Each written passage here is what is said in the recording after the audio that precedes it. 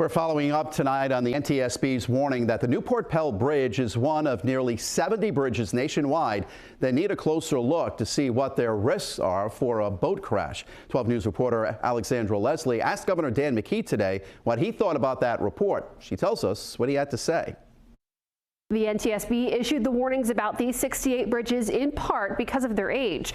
Bridges built before 1991 were not required to undergo a vulnerability assessment.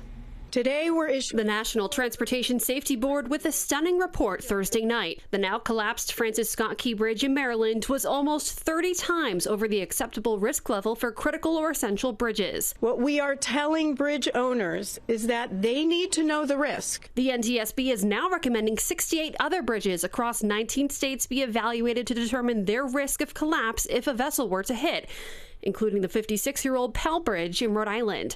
12 News asked Governor Dan McKee about the report Friday. And what happened down in Maryland is clearly an issue that should be high on that list, and we are the ocean state, so we got boats going on under our bridges all the time. The Rhode Island Turnpike and Bridge Authority said that immediately following the incident in Maryland, the agency convened meetings, conducted outreach, and did extensive research into a similar scenario in Rhode Island waters.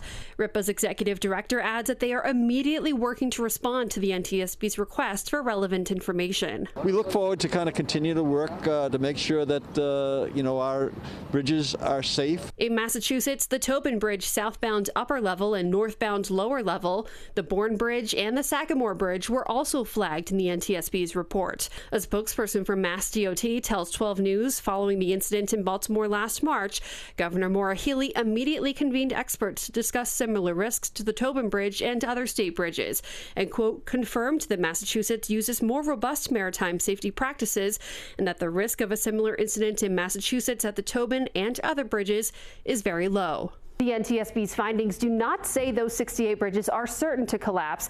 The agency wants to make sure bridge owners make a risk reduction plan. In the meantime, the NTSB said the final report on the Key Bridge collapse will be released this fall. I'm Alexandra Leslie, 12 News.